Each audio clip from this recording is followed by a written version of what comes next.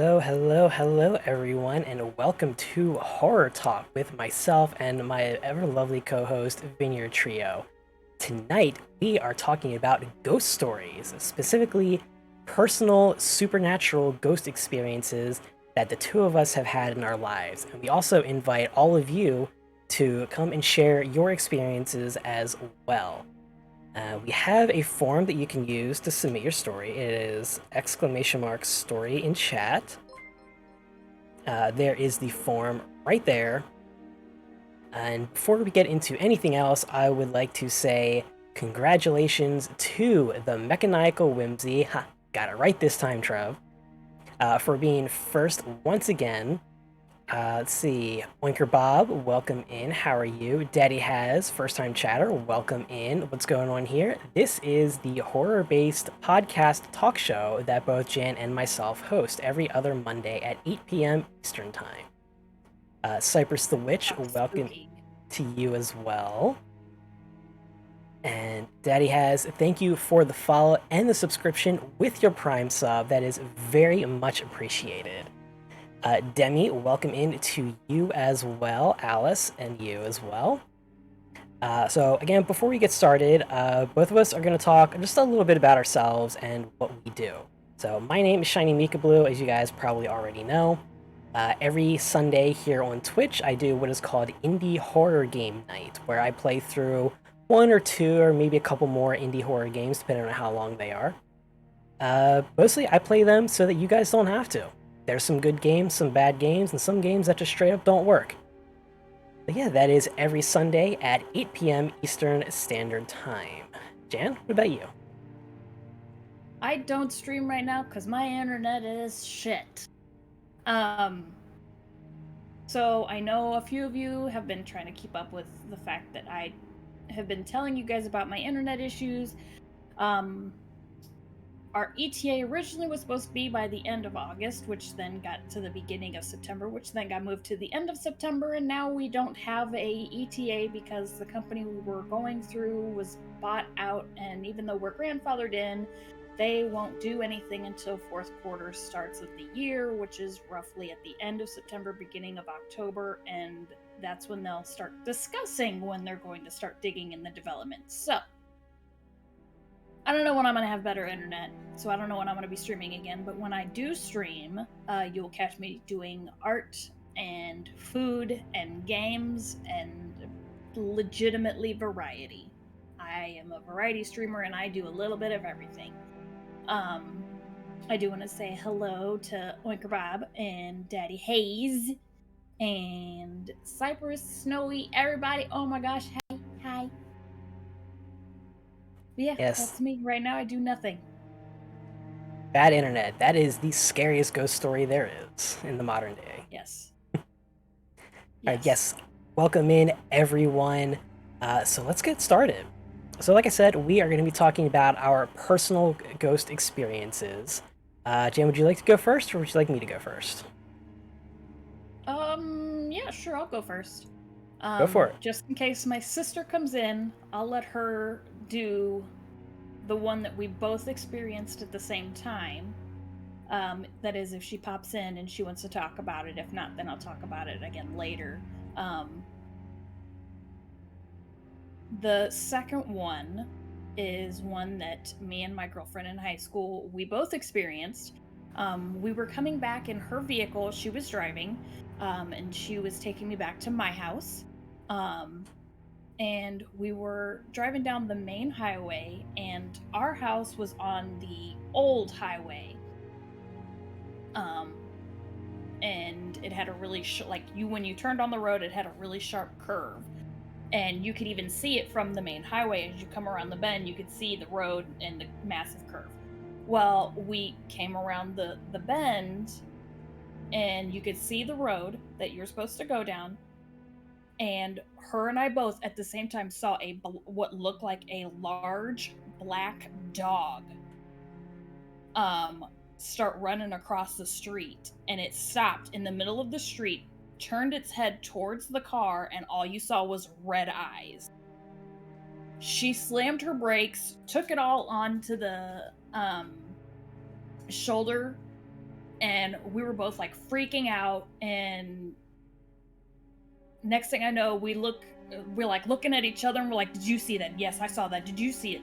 And then we look back at the road, nothing was there.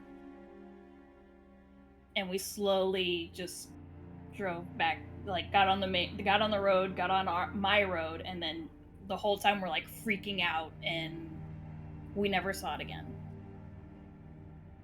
Man, that actually must have been really scary seeing something like that just as you were driving.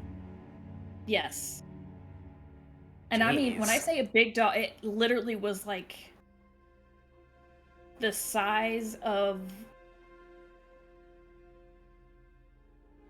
oh my god, as high as his desk and his where his computer monitors are. You can't see my husband, but like it was probably easily 4 foot high while it was on its feet, like on its paws, walking. Like it had to have been from ground to its back was like it was tall. It was huge. And we were like, I've never seen an animal that big. Like probably a grizzly bear, maybe. Well, and I grew up in Tennessee, but there's no wolves or bears where I grew up in Tennessee that were really common in the area. And that's the fact is you couldn't see any features. Like it was like literally black, all black. It looked like a shadow. And then when it turned, what we assumed was its head, all you saw was black eyes, and you could see where the ears were, and it was just like, oh god. Jeez. It was, yeah. Well, Demi's there in chat saying it could have been a Grim. Could have been a Grim, yeah. We were like, oh my god, is that a hellhound? Like, what the fuck is that? What was that? Never seen it before, never saw it again. It terrified the both of us, because we both saw it. And there was a car that was coming down the road right behind it, and it didn't swerve or nothing, and it's almost as if it didn't exist, and it was whew. So did the car go like through I'm sorry. it? Well, when we swerved onto the shoulder, we were both freaking out so much that we didn't even pay attention to what the other car did. Gotcha. Because at that point we were both like trying to cover our eyes because we were freaking out. Like we thought we were gonna straight nail it. Skits, welcome in. Ooh. Thank you for the follow. That is much appreciated. Yeah, that really does sound scary. Like I've never seen shadow hound, for lack of a better word. But I have had my fair share of ghost experiences. I'm sorry, is there any more you'd like to say for that? Nope. The other one is the one that me and Jennifer experienced, and if she pops in, she can tell that one. All right. Well, like I said, I've had my fair share of supernatural experiences. I am very much a firm believer in the supernatural. And one of the reasons is, so I've talked about this with you a couple times before, and I have talked about this on stream before. So I have a dream demon attached to me. I know it's not exactly a ghost experience, but it is a supernatural experience.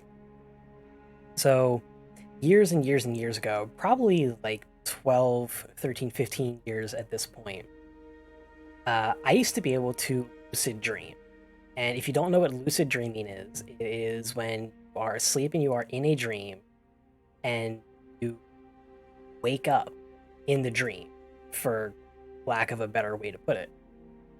Essentially, you wake up, you realize that you are in a dream, and thus have a measure of control over what happens in the dream, because, you know, it is in your own mind. Right. So I was fascinated by lucid dreaming when I was younger, and I tried for probably about a year, a little more than a year, to get it to actually happen, because I have been able to lucid dream all my life uncontrolled. It would just happen randomly, like once every couple months. Then when I really started practicing and trying to figure out how to get it to lucid dream on command, essentially, like I was ecstatic when I was able to do it for the first time. So the books that I had read at the time, because this was back before internet was like as huge as it is now, Kind of. um, the books I was reading, they said that the first thing to do is figure out a trigger. Basically, a trigger is what you see in the dream that you recognize as your trigger to tell you that you are, in fact, in a dream. My trigger was an exit sign. If you've ever seen the movie The Page Master that came out like 25 years ago with Macaulay Culkin in it, it was kind of like that because they had that big exit sign in each of the worlds that they went to, and they had to keep going, getting closer and closer to the exit sign, and that's how they would get out of the nightmare they were in. So that was my trigger. It was an exit sign in a color that did not exist naturally on exit signs in real life, because you know how they're always like red or green. Mine was a very, very pale blue, kind of like my color here in chat. So I set that as my trigger. So whenever I saw that in my dream, I knew, hey, I'm dreaming. Let me wake up into the dream and start to lucid dream. It took a while, but I was able to eventually do that on command. So every time I would dream, within a couple minutes, I would see the exit sign, and then there it would be. And then I knew I was in a dream. So I don't even know how long it was that I had been doing this before I realized that I had, a dream demon attached to me. But it was like at least a year or two. Almost every night I would dream, I would lucid dream, I would be able to just basically have a fantasy playground that I could control. It was really great and it was really fun. And then one day I realized that when I got into my dream and I tried to change it, it wasn't changing the way I expected it to. I don't remember what I was trying to change the dreamscape to that night, but it started changing into a dark, haunted, like stereotypical horror movie forest. Like thick trees all around, like the full moon shining, like mist everywhere, no sound at all, no animals, no birds, anything. And then I couldn't find my exit sign. Like the exit sign had disappeared. And then I heard a sound from behind me, and like just instinctively I knew that whatever that thing was that was behind me, it was gonna kill me. And I started running, and I knew if it caught up to me, then it would kill me. Like, I have no idea what it looked like. I never looked back. I just ran and ran and ran. The entire time, I could hear breathing behind me. I could hear like the twigs snapping and stuff all around me as both of us stepped on like the brush underneath.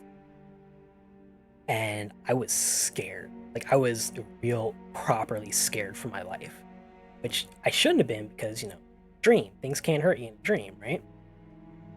And so I ran and ran, and I could tell whatever was behind me was very slowly getting closer and closer and closer. So I was running and I was looking around, I was looking everywhere for the exit sign. And eventually I saw it. It was like straight in front of me, but like way off in the distance. And part of the reason that I chose an exit sign, not only as my trigger to know I was in a dream, but because that is where my exit would be. If for some reason I ever lost control of the dream, so I did foresee this scenario happening, or at least I had come prepared just in case. If when I reached the exit sign, there was always a door there, and that's how I would exit the dream. So I ran to the exit sign as fast as I could, the thing behind me getting closer and closer and closer every second. And when I got to the exit sign, the door was right there. The door opened, I went through it, and as soon as I stepped through the door, I felt this horrible pain on my back. It felt like something had just taken its claws and just slashed down my back. And so I went through the door, exited the dream. Everything was fine, right? Wrong. Because when I woke up, I could still feel that pain, and my bed was also wet. I didn't wet the bed because I was scared. I woke up covered in blood. Like, there were actual wounds on my back from where that thing attacked me, and I woke up covered in blood. It took a couple months, but the wounds eventually healed, and thankfully I don't have any scars from it. But ever since that night, every single time I dream, it always ends up being a lucid dream, and that thing is always there. It's not always a forest, but it is almost always something scary. Like, I think there was like a haunted carnival a couple times. There was I know this sounds kind of funny, but like a Pirate's Cove or something. Emmy, I did not take pics because, like, actually, I don't know why I didn't take pics, to be honest. I probably should have, just to have some kind of documentation for it, but I just didn't. Mm-hmm. But, yeah, there was also explain my insomnia. Yes, that is the exact reason for my insomnia, because you guys know I don't get scared. Like, you guys have seen me on stream. I don't really get scared. I don't get jump scared like that. For a long time, I was terrified to go to sleep. Because every time I would dream, and that thing would be right there, waiting to get me again. And I know, like, I still know that if it gets its hands on me again, it's not gonna let me go. Like, I will die in my dream if it gets to me. Thankfully, recently, actually partially thanks to Jan, I've been able to develop ways to kind of like stay out of its reach. I'm not going to go into how exactly I do that, but yeah, like, I've been able to get better sleep recently, but I can tell the thing is still there. It's still watching me every time I sleep. It's just waiting for the day that it can catch up to me and actually get me. But yeah, that's why I don't like sleeping, because I have horrible nightmares every time I go to sleep. And I know this sounds very, very much like Freddy Krueger, like Emmy saying, like, some, what is that, the knots? The 2000 knots or something? I think that's how it's pronounced, whatever. But yeah, it sounds like horror movie stuff. It sounds like Freddy Krueger, Nightmare on Elm Street. But, like, I swear it's true. God, I really wish I had gotten pictures. I honestly don't know why I didn't. Probably because you were so Traumatized, yeah. Yeah. Like I said, like, I don't want to go to sleep anymore because of that. That's why I'm always tired. Yeah, that is. Who needs sleep? Who needs sleep? It's Yeah, not a that thing. is. We don't need it. Nah. Yeah, that's one of my personal supernatural experiences. That's the one that I speak of the most often. I think it was last Halloween, actually. I wrote down the entire experience and turned it into a story and read that on stream. And over this last week, I'd actually looked for that document, but I think it got lost when I reset my computer a couple months ago. Which is a shame, because I really wish I could have it again. That would explain. All I could hear was you cutting in and out at one point when we were hanging out in Discord. And you're like, where is it? And I'm like, I don't know. Yep. And you're like, it's around here somewhere. And I'm like, I don't know. That was sometime in the last couple weeks. weeks. I know it was here. I was looking everywhere on my computer for that document. I mean, I thought I did upload it to Google Docs. That's the thing. I thought I did, but it's not on my Google Drive. So I think I accidentally put it in the wrong folder. But yeah, that is my personal ghost story. Now, we do have... It is, in fact, terrifying. Yeah, very, very terrifying. And, like, I still don't want to go to sleep. But like I said, I've been developing ways and working on ways to, like, keep that thing from getting to me. And I know you and I have talked about that off stream before. And it's something that I don't particularly care to get into on stream. The entity has stolen it. Yes, to acknowledge it gives it power. The entity doesn't exist. But, yeah, so that is a story for both Jan and myself. And do have a number of responses to our forum, which was linked a couple minutes ago. But yeah, if any of you if you have not done this already and you have a supernatural experience that you would like to share, the forum is right there in the chat. All we ask for is your Twitch username. Can reply anonymously if you don't want your name to be attached to it. Just put anonymous in the namespace, and then just type out your story. And we do have a number of results for this. The first one we have is from someone that some of you in chat actually know fairly well. This is... what do they go by here? I saw them come in earlier. I was going to say, if it's the one that I have. Yeah, it's the one waiting for us in voice chat. This is one right. From Demi the Gamer 007, who has very kindly agreed to be on the voice chat with us to personally share their story. Demi, are you here in chat? And are you ready to go? If not, that's perfectly fine. We can move on to one of the other responses. Also, I just want to let everybody know there's nothing wrong with my camera. I'm in night vision mode because we're hunting the ghosties and the ghost stories. So I thought it would only be fitting to be in night vision to see the ghosties. My camera doesn't have night vision mode. It's just a stupid regular webcam. Mine's right. Just a stupid regular webcam. Shush, we're supposed to let them know that. I mean, it's a Sony something X2 million bazillion fancy one. Alright, Demi, we're going to go ahead and drag you into the streaming lobby, and then you'll be live, and you can go ahead and share your story. Hello, welcome in.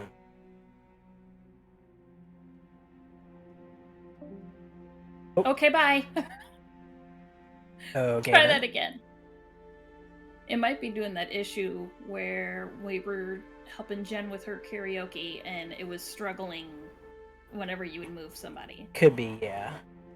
Let's try this one more time. Hi, sorry. I'm trying to unmute myself. Hello! You're good. Alright, whenever you're ready. So I have a few stories. I have the ones that I kind of like typed out real quick and gave like a brief description of. But Emmy brought up one that I have a lot of experience with, but I won't say the word because it actually draws them near. But it's Fair right enough. below the dog versions. Ah. So I have a lot of stories about those, or I can talk about some of the ghost experiences I've had. It's up to you guys. Whatever you're comfortable with sharing is what you can talk about. Okay. Well, I have like a witness with me for the other one, so then if I witnesses set anything up or forget anything, they can be like, no, that happened. So when I was living just outside of town, I was living outside the city, and it was awful. Because every time the sun goes down, you don't go outside. At all. Because there's a bunch of those things there, and they're very, very... Okay, SWs was probably the closest I'll say. So, cats? No, not cats. There was one time... No, it's just saying give them a code name, like give them the code name of like cats, and this way you could say they're the cats. Oh, Canada, Alberta.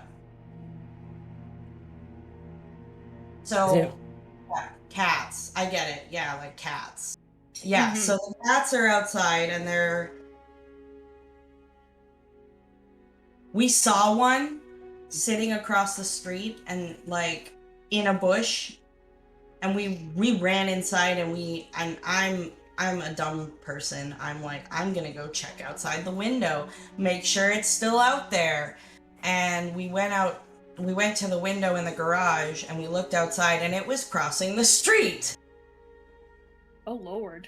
And it was like long and spindly, and like its face was sunken in.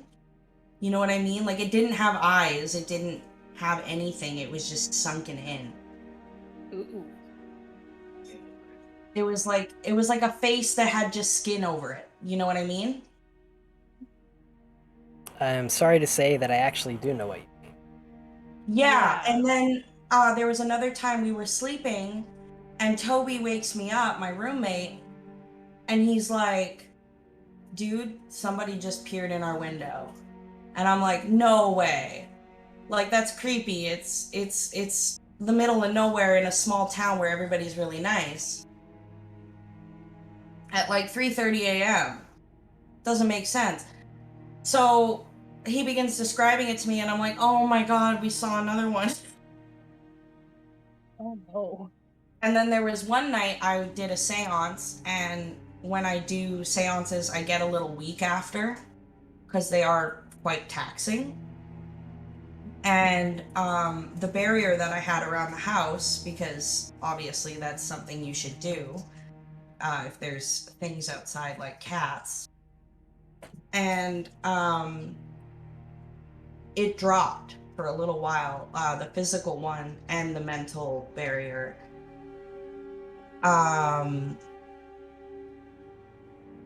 one of them somehow like took over my head a little bit Oh, jeez.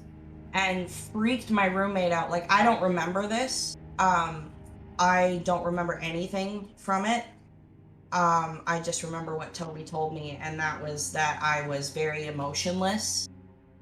Almost like I was dead. And I just kept trying to get him to go outside. You kept trying to get your roommate to go outside. Yeah, Oh, but no. I don't. Yeah, no. I don't remember any of it. And then I guess we went outside and it happened again. Because I was like, I'm okay, let's go for a smoke. And we couldn't smoke in the garage, so we had to go outside. And we go outside and I blacked out again, but apparently, what did I say? I told you you'd come outside, I think. Yeah. And the next thing I know, I'm being dragged inside. Holy shit. It was pretty intense. It was an intense night. On the brighter side of it, I did connect with Toby's grandma, so that was cool. Right side everything, I guess. Lining to everything. But yeah, I'm that stupid white person in the horror movie that goes and checks it out. So. Oh yeah, Jan and I are definitely that person too. Right. Yeah. I've done it more than once. We like to make a joke around these areas because I live in the Midwest now. I live in Missouri, and everyone's like, those damn Midwesterner white folk, and we'll be like, oh, a tornado's coming? Normal person goes to a safe place. Midwesterners, a tornado's coming, looks outside. You see it coming? That's the same kind of situation. That's literally Alberta. That's literally Alberta.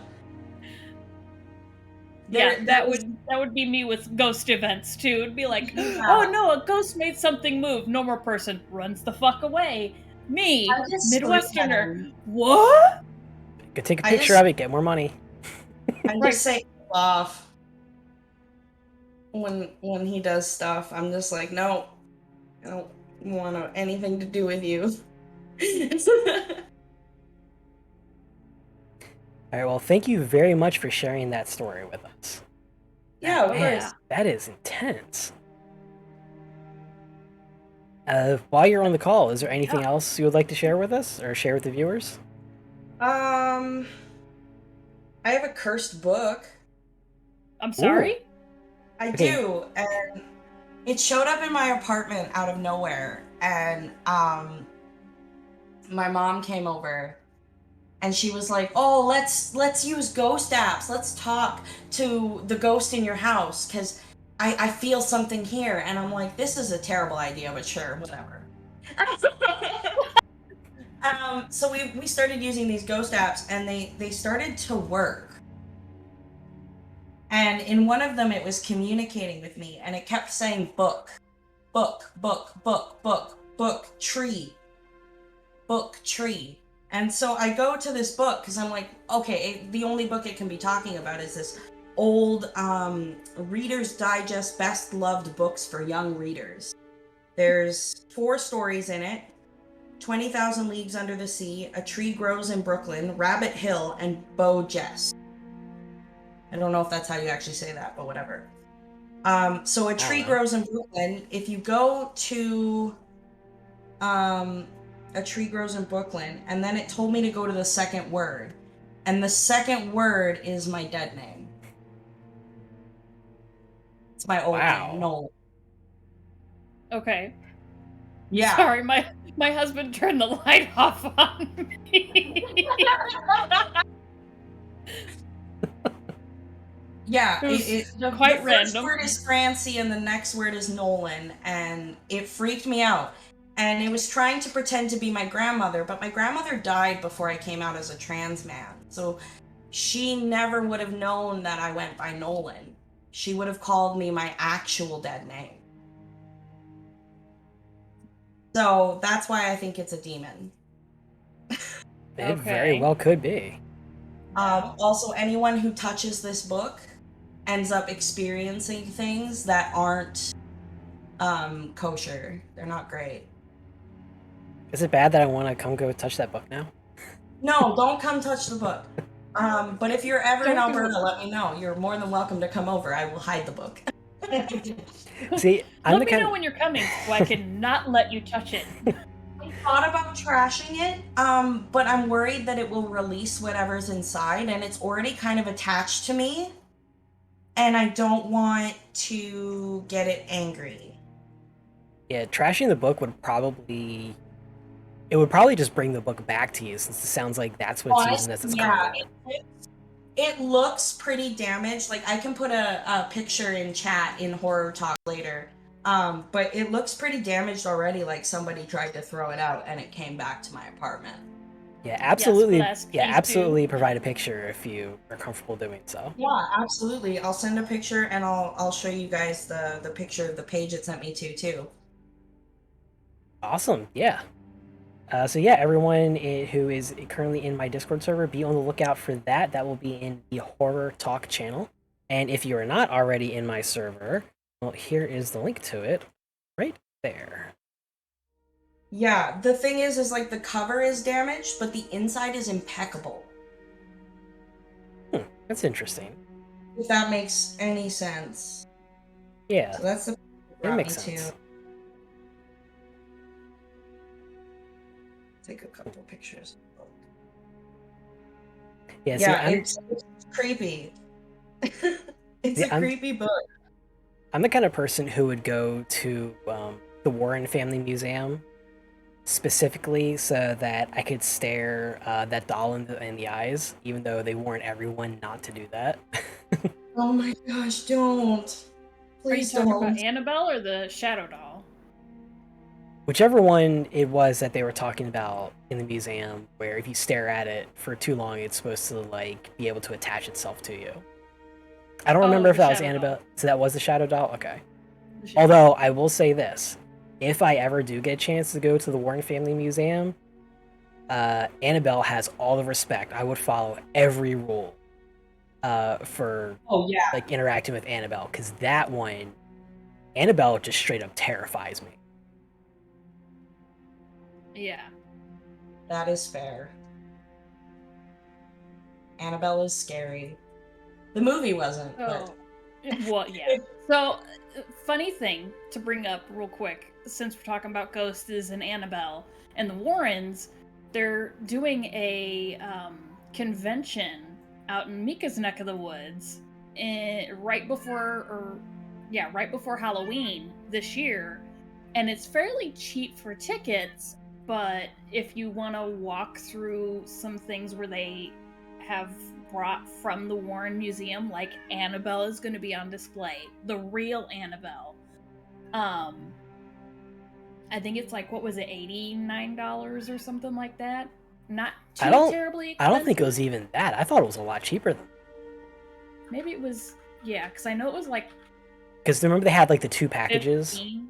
Yeah, it was like $15 to get in, And then if you wanted to walk the museum, it might have been like $50 or something. I don't know, but it wasn't too expensive. It was the VIP party that was the night before that was super expensive. Oh, right. That's what it was.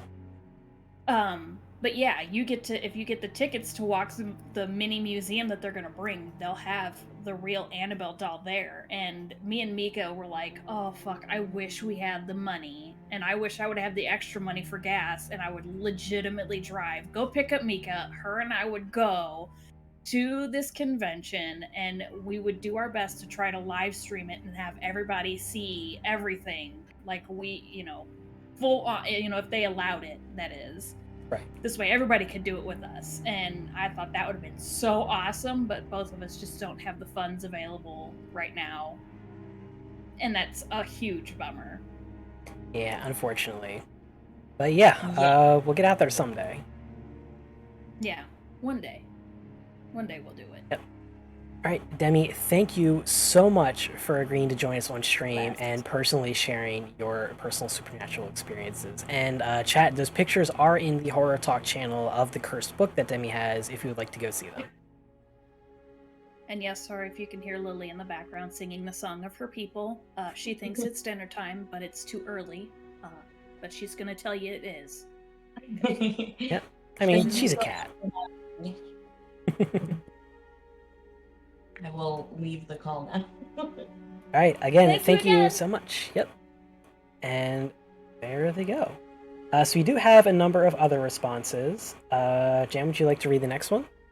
I think this is from Life's About Joy. Yes, it is from Life's About Joy. I do want to say one more thing. Jen, I didn't share the conductor story. I saved that one for you to go ahead and share if you want to share at any point. But I figured that since it was something we both experienced, that could be a ghost story that you share. But I'm going to move on, talk about Life's About Joy and her story. She is also a fellow Canadian. I feel like I need to move to Canada because it seems like ghosties are happening in Canada. So her ghost story is, I don't not believe in ghosts. Because of what, I'm sorry, there's a few typos. It was sent very quickly. Because of that, I avoid freaking myself out with stories.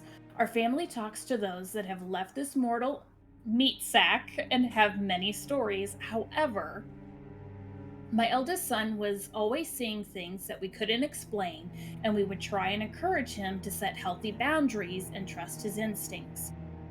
When we moved to a new to us townhouse in the big city, things escalated. It started with him talking to himself. One evening, he called me up after bedtime and asked me, "Who's there?" Given that hubby was away at work and his little brother was in bed already, this was an odd question. "No one, love, just us." He frowned. "No, Mom, who's the man?" She asked, "What man, baby?" He turned to point at the bedroom corner and stopped, lowering his arm. He seemed too puzzled for a moment and then said, "Never mind," and laid back down. This continued for a few nights, of which I slept with the lights on. On the evening of the fourth night, I had to talk about him telling the man that his mom said he wasn't allowed to hurt or scare him, but that if he wanted to visit nicely, he could. I told my son to grab a Hot Wheels for the two of them to play with together, and he grabbed 3. When I asked why 3, he responded, "In case he brings a friend." There were many nights I heard him playing cars in bed. I tried not to worry as he was laughing and playing like it was a buddy. This was not the only time my son saw friends in the house. He also casually mentioned the man behind my rocking chair in the living room, too. Given that was where I was rocking my new baby, I relocated the chair to face that corner in the living room instead. And that's all she's got. So. That is horrifying. Oh, just a little. That sounds like something right out of the Conjuring movies. Right, not gonna lie, if my son came in here and was like, "Hey, Mom, who's that?" And I'm like, That is moving. That's what that is.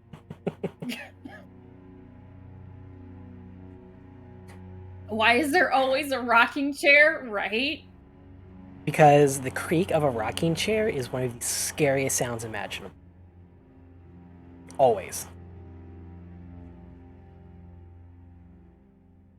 Alright, that is something else. A little bit, yeah. I kind of was like, when I read it, I wanted to be like, can you tell me more? What else happened? What happened after that? Did they go away? I need to know. This is the worst cliffhanger ever. Jen saying because a rocking chair, rocking itself is spoopy in general. It is. Yeah, definitely. Also, Trev, welcome back. Alright, next up we have 2 stories from someone who is here in chat who has decided not to join the call. 2 stories from Snowy Wolfo.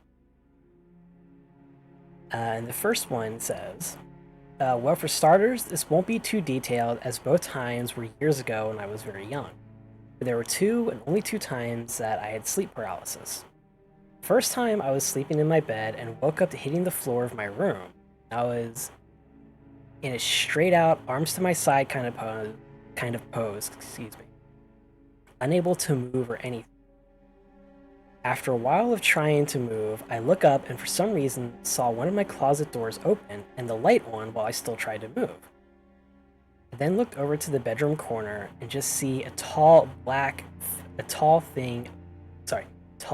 thin, black figure stretched up to the ceiling, just looking at me. They said nothing, did nothing, and made no attempt to hurt me.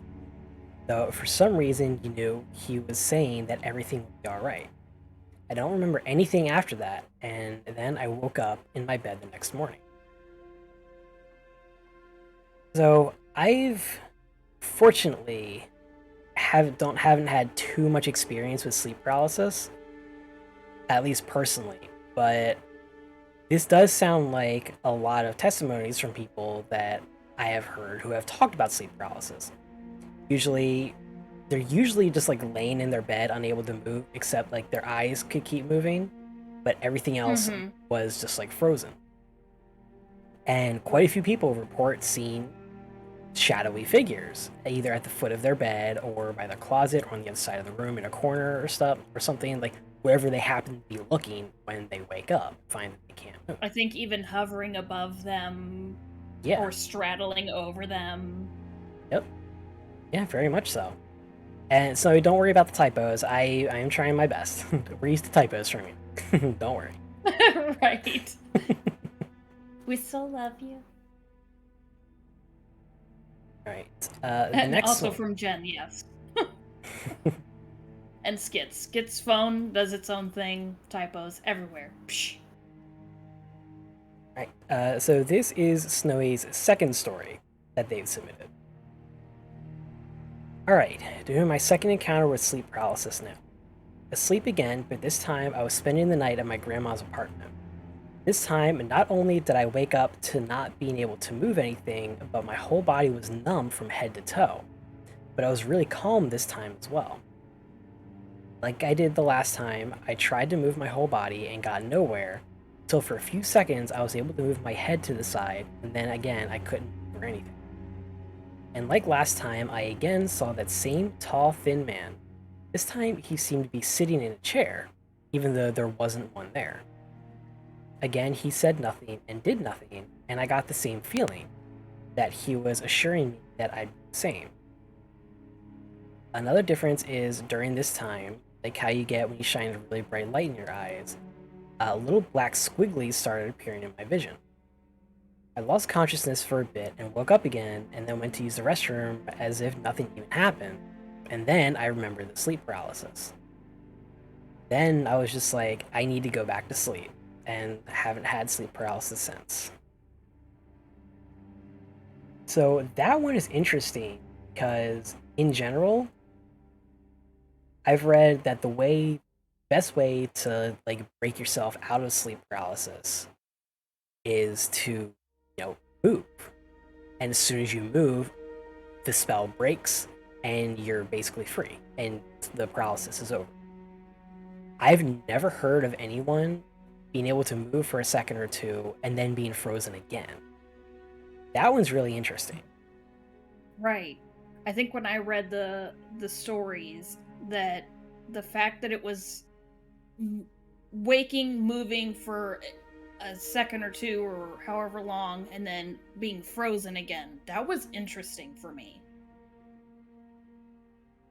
I know even I have experienced sleep paralysis, though it was just a typical, you're trying to wake up fully from the dream, sort of sleep paralysis, not an unexplainable sleep paralysis. I feel like there is definitely a difference between the two,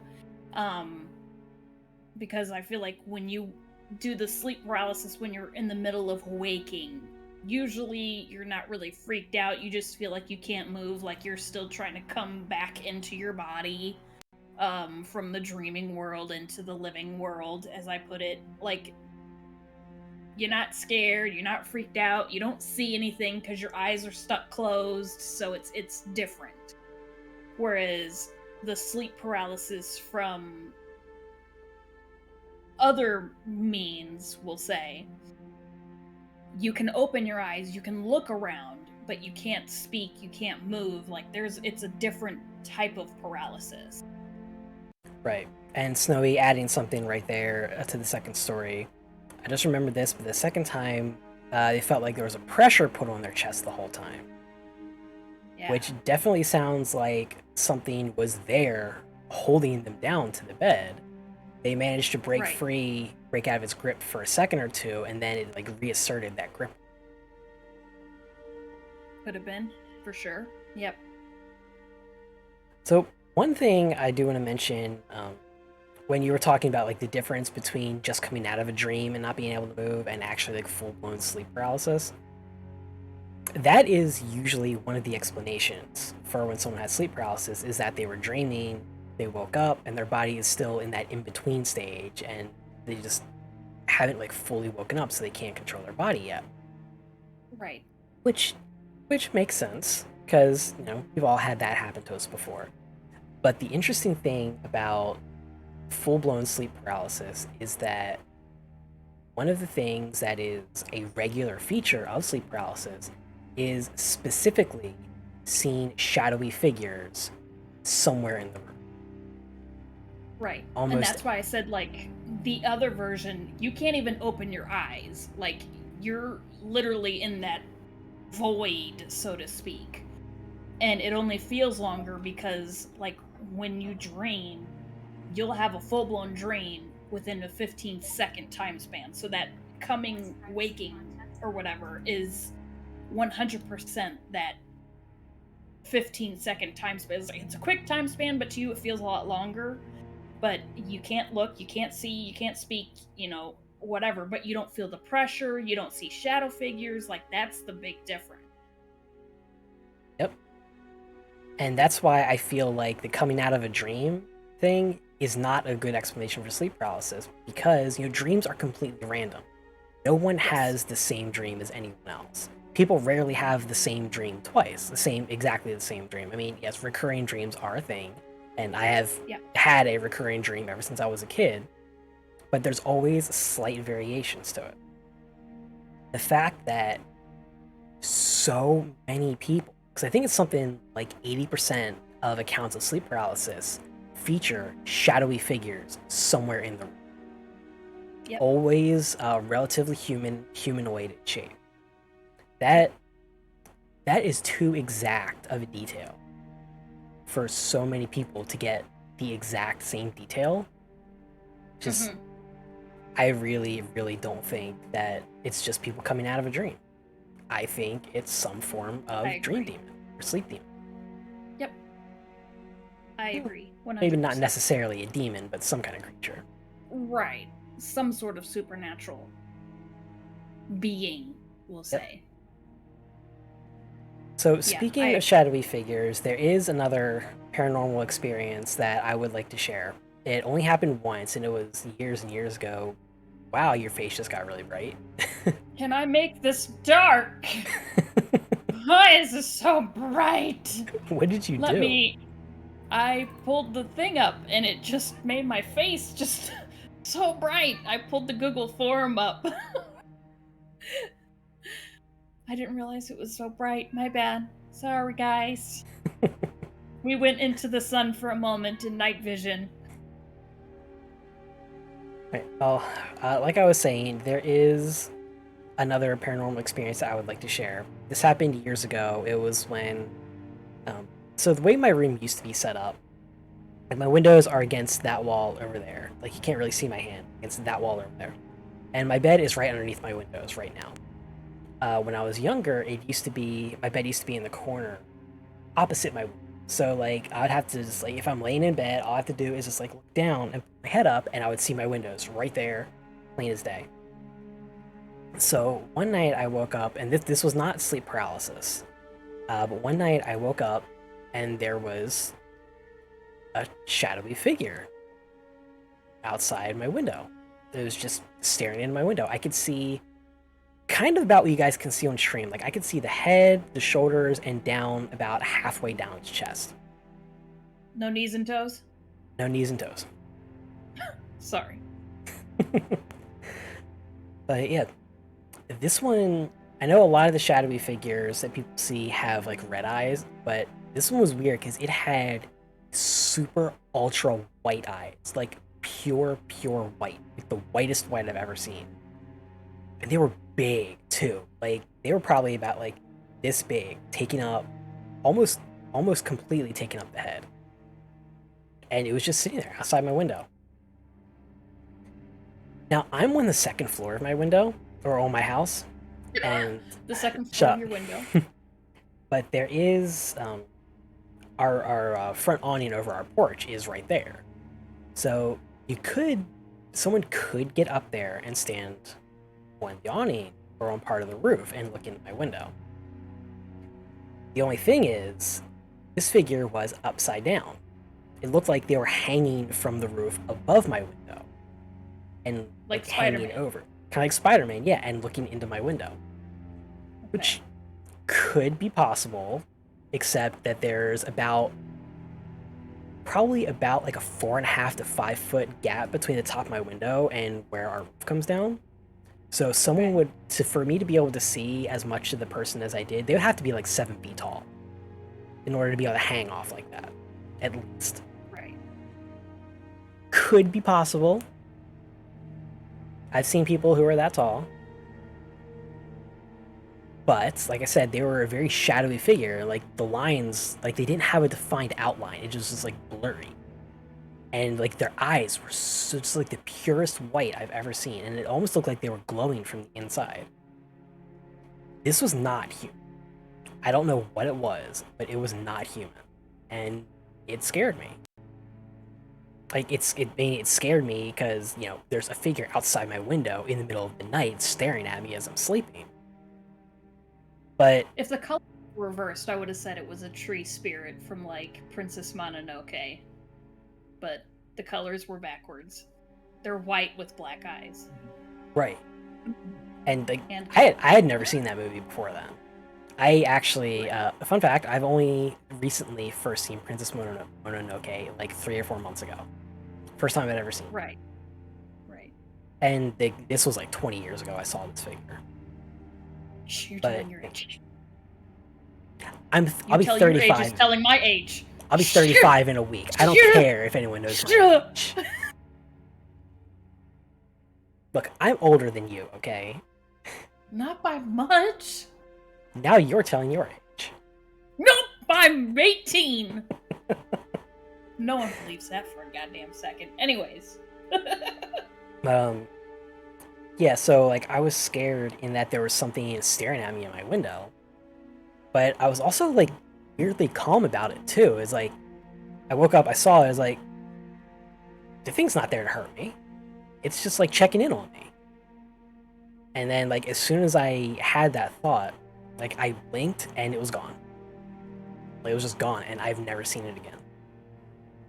I don't know what it was. I don't know if it was supposed to be some kind of guardian angel or guardian spirit really just checking up on me, but like I believe that's what it was, because in that moment, that's what I felt. I mean, a And little did bit it scared. happen any other time? One time, that was it. Just one time. Okay. Just the one time. And the weird thing is, if it was a guardian angel or guardian spirit, there was no events in my life. Like, no traumatic events going on, like, anywhere close to that time. I think my grandfather had died about a year and a half before that. Like, that was, like, the closest thing I can think of. So, I don't know what it was. But yeah, that was something. Could have been multi-dimensional. Could have been. Okay. Oh yes. Any archangels in chat? Mod check. Mod check. Mod check.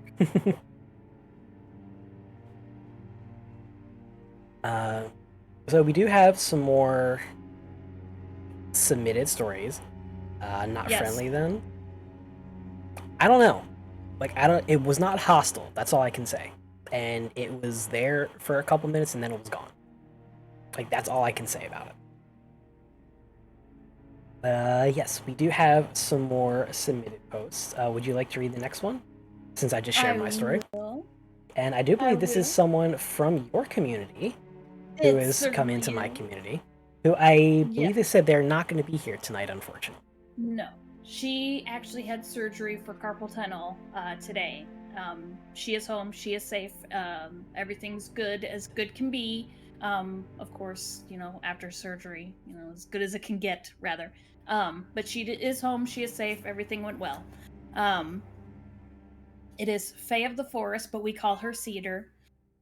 This is her story that she shared. And I'm going to make sure, Jen, I don't know if you know how to spell it, Faye, F-A-E, of the Forest. If it didn't trigger a fear response, it was either very sinister or actually harmless. Yeah, Okay. because I only saw it for a couple minutes, it Just didn't watching feel, it didn't feel hostile to me, and yeah, I haven't seen it since. I am going with that it was harmless. Or at least did not intend me any harm. I don't think Cedar has popped in. I haven't seen them. Yeah, I haven't seen her. She's probably sleeping. Probably. Okay.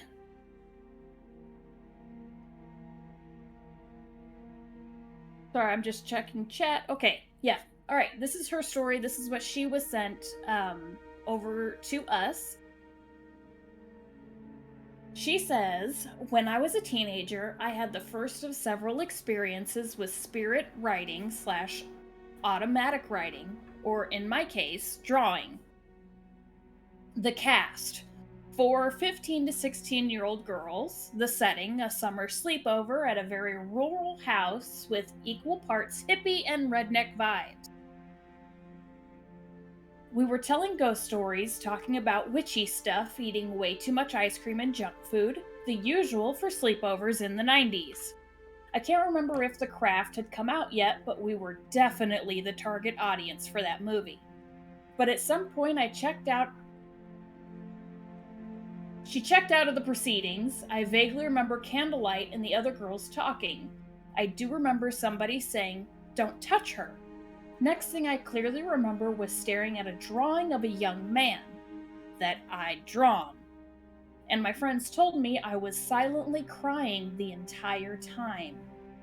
There was a name written as well, although I don't remember it now. I think we were all equal parts freaked out and fascinated. I remember going to the library later and learning about automatic writing. And while part of me thought it was kind of cool, most of me did not like the idea of not being in control of my own body. I'm still not totally cool with it, but thankfully it doesn't happen often. Most of the time, I feel like it's happened after I made myself spiritually open in some way. I also don't blank out like I did the first time. I just feel a compulsion to draw something and a feeling like a metaphorical hand on my shoulder. Once I drew a riverbank. I still have no idea why. Most recently, I drew an older man. After some internet sleuthing, I found out a man had been fatally struck by a car a few weeks prior. less than half a mile from my house. I couldn't find a pic of the dude, but I found a picture of his brother. The resemblance was uncanny. That was a couple years ago. I've had a few odd experiences since then, but none with spirit drawing. That is crazy. Yes.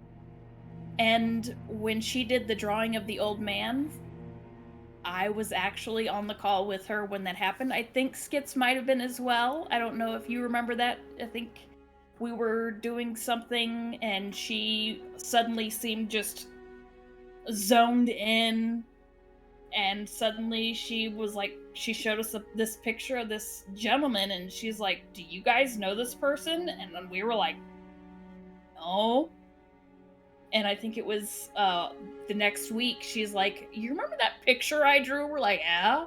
She's like, yeah. That gentleman had passed away less than a mile from my house that night. And we were like, huh? What? Yeah, it was interesting. It was interesting. We'll go with that. That's the word.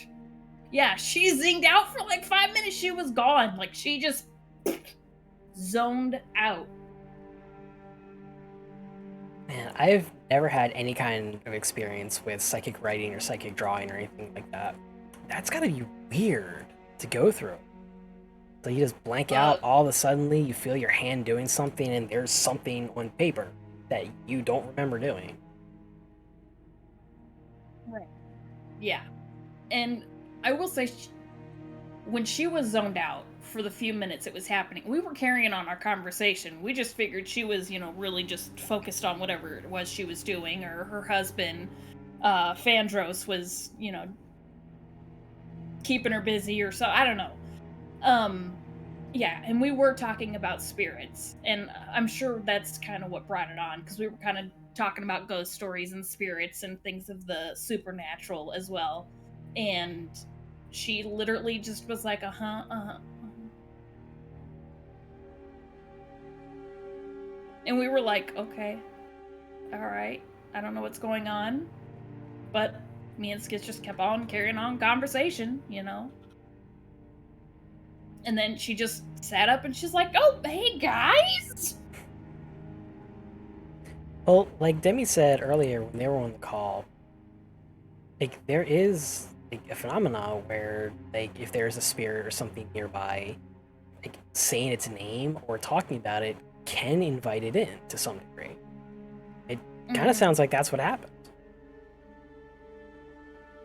It's funny because like we were just kind of discussing things that we've experienced or whatever, and she didn't know this person. She didn't have any sort of connection, so it was like, maybe it's because we were talking about the spiritual world in general, that kind of helped keep everything connected, or maybe she just happened to be more open to the spiritual realm itself because of the conversation, is what I'm getting at. Like, it could have been her sided, but it wasn't specifics otherwise. Yeah. Oh, that's more what I was talking about. It's like talking Gotcha. about spirits, like getting yourself into that mindset, allowed whatever it was that caused her to do that drawing. It allowed that thing to go in and start doing that, where normally wouldn't have that power. Makes sense. Right. Yeah. I see what you're saying. So, yeah, that was. I can't imagine doing that. I've done things before and I don't remember doing them. Like I zone out sometimes. We all do. But to have something like that happen and then to find out later that the drawing is of someone who was killed close to your house, that's terrifying.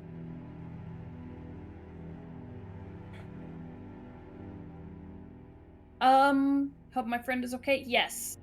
Cedar, Fae of the Forest. She's good. Yeah, she's good. Was a really Yeah, good it was a drawing, really too. good drawing. Yeah, it was very like detailed. Like she literally it did it within like a 5 to 10 minute span, and when she flipped it around, it was like when you watch movies or TV shows where they've got a police sketch artist and they'd like do the quick sketches of the person that's being described.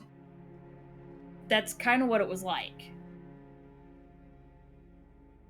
Was it better than her usual skill at something done in that so short a time? Uh It's hard for me to say yes or no to that because I've seen her draw stick figures in 5 minutes time, and I've seen her draw something really good in 5 minutes time. 5 minutes Fair time. enough. So, Fair enough. Fair enough. so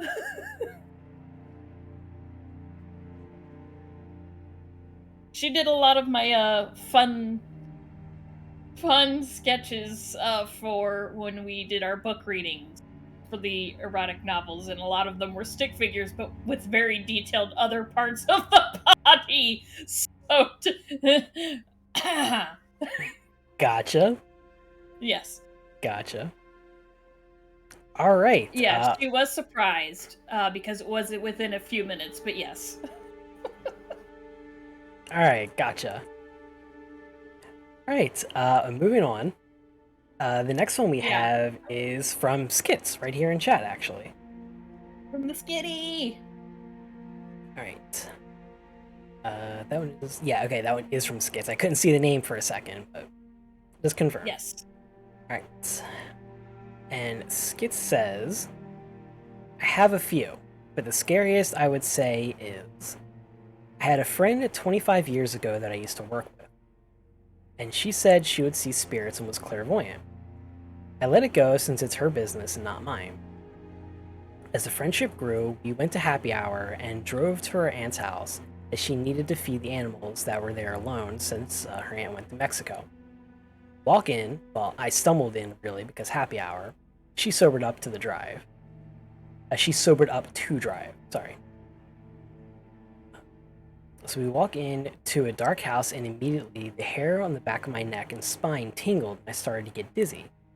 It's one of my trigger signs I'm about to see something I don't want to. Immediately, I stop at just entering the threshold and call after my friend since she walked in first to look for the animals. I could hear her somewhere that I assumed was the kitchen. I was frozen. I looked at the stairs in front of me, started looking up, and I see a bloody woman. I screamed, oh fuck, because I was drunk. I started yelling after my friend. Trying to get her to the door. All the while, the two dogs and the cat were hiding. One was crying, could hear but not see it. And I looked towards the right where the living room was, and I see a bloody couple sitting there on the couch. And by bloody, I mean blood leaving their eyes, nose, and sides of the mouth like they were poisoned. The one at the top of the stairs had an injury to her head. My friend, who could see, comes running back and says, "Why are you still standing with the door open? Come in." And I say, "No." And it actually, in caps, it says, "No." No. There's a reason why the animals are hiding and I'm not coming in. Don't you see the dead in here? She says, "Really? I don't see them." I yell at her that she's insane and I was going to sit out the stairs outside. Meanwhile, the ghost just calmly staring at me, unblinking. You've seen the TV show Ghosts? Similar to that, but without the comedy. She finally comes out and we have a talk on how she can't see spirits and she needs to tell her aunt to bring in a priest, since they're Catholic, and to come to bless the house. Turns out that the aunt asked the previous owners after my friend told her what I saw. The lady who owned it had passed away, but the son remembered the story that the previous owners had a mentally ill daughter, but not that they had been murdered in the house. Homie, don't play that. Yeah, murders, very violent murders are like, that's the easiest way to create a haunting like that. Especially like the more violent, the more the more power those ghosts are going to have. Yeah. Yeah, that would terrify me too, Skits. And like I said before, like, I don't get scared that easily. Like, some of the stuff that I've seen in person, like in real life, where I should have been scared, like, I wasn't. I just don't naturally get scared. And then there's some other stuff, like that dream demon, that just fucking terrified me. And I don't know why I get scared of some things, but not others. But that, seeing bloody ghosts walking around my house, that would probably terrify me. A little bit, yeah. Yeah. Yeah, I could see that. I will say that was a really easy way to call out, for the friend. Oh yeah, definitely. Yeah. It didn't seem to want to attack me, but if the animals were scared, you didn't want to tempt it. Yeah, no, that's... No, yeah, for sure. Smart idea. Yeah, I will say animals have definitely got that extra sense about them. Like, they know what's up, and if they're freaking out, I'm freaking out. That's all I gotta say. Yep. Well, going back to that being a good way to call out someone who's just pretending to have that kind of sight, there's been times when we were watching one of the ghost hunting channels. I think it was Sam and Cody, the time that I was thinking of. They had, like, they occasionally bring in mediums and psychics to help them find the ghosts.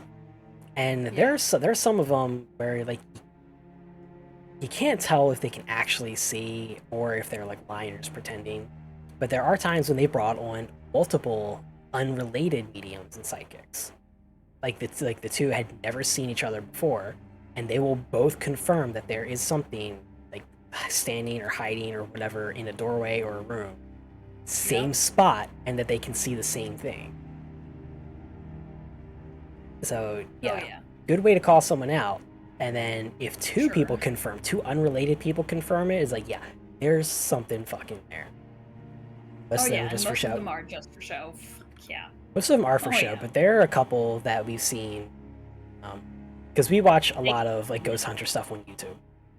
But, like, you can tell that they can actually see something. I think what's her name, Amanda? Yeah. Because they went into the Conjuring house, which was probably a mistake on their part in the first place. But like, Amanda was saying, like, she was, like, feeling different things in the house, like different emotions in different places. And then they went into the basement where it was supposed to be, like, the most haunted room in the house. And, like, she gets down there and she immediately is just like, yeah, there is something here. It wants to hurt us. We need to leave right now. And you could tell she was very, very scared. Oh yeah. And the fact that she didn't go back anywhere near the stairs or the basement. Oh yeah, that was when the first time they went into the basement was, like, halfway during that particular episode. And for the rest of the entire episode, which was effectively the rest of the night, because they, like, filmed the whole thing in a night, she refused to go back near the stairs. She did not go back into the basement. And she warned everyone else, like, don't go down there. This thing wants to fucking kill you. Yep. Oh yeah, it was... Whew. That was a really intense episode. It was a really good episode, too. It was a good episode. It was. And yes, Jen says, they do. We do. We ain't lying. We watch a lot of spooky stuff. And the whole time, we're those, like, unscared people just sitting around with popcorn, and we're like, and then what happened? You know, yeah, like, pretty much. Did you die? Pretty much. We need to start watching more of them. I know. Alright, so we do have 2 more responses to our form. By the way, the form, if anyone in chat has a story that they haven't shared, or if someone who has shared already has another story they would like to share, !story, like Jan just did, and there's the form. And yeah, go ahead and just post it there. Yep. Alright, so... Ghosty night in Discord, yeah, we might have to do that. We could do that. Man. Right. So this next submission comes from someone who I believe is still here in chat. They were earlier. I haven't seen them in a while, but this is from Emicom. We get into your story, Emicom. All right. You want me to take this one, or are you going to take this one? Go for it. All right. Emicom, her story, or their story, because I'm not going to assume genders here. Emicom's story. I have not had a. I'm sorry, I'm already messing this all up. My bad. Playing Picross. Gotcha. Ooh, nice. Okay. I don't know how to read apparently today. I'm being blinded because this screen is so freaking bright. So apologies. I feel like I'm looking at the sunshine. Oh, would you rather me read it? Thank you. No, you're fine. You're fine. I'll Okay. read it. All right. So I had it right. That makes me feel better. That's what I thought. I apologize. I'm not one of those. I don't like to assume genders, and usually, if you hear me go dude and hey and bruh, usually that's just how I talk. Just FYI. I don't know what I'm doing with my hands. Can confirm. Can confirm. Like, I'll call my own child bruh, okay? And he calls me bruh, so. Anyways. Emicom's story. I have not had any personal encounters with paranormal activity until I moved to my century-old home in New England of this year. My experiences are merely speculative as a ghost encounter, but remain inexplicable. I will recount my experience in chronological order. Oh god, sorry, Jen's saying who it is, and I was like, wait, no? Yes. We've reclaimed dude terms, yes. Day 1. I was sleeping in the floor of my living room the third night I moved into my place. My cats were sleeping with me. We were all awoken around 2 a.m. for some unknown reason. For context, I sleep with earplugs. So for me to hear something well enough to stir was startling. Jesus. In the seconds I came to, I noticed my boys looking in the hallway as if they heard it too. I got up and turned on lights to convince myself it's okay to go back to sleep. Day 2. I finally got my bed assembled on my 4th day at my new place. On the 5th day, my second night in my tangible bed, the most stuff happened. During the day, around 1 p.m., I walked through my hallway and heard the jingle of a tiny bell, literally as I walked through it.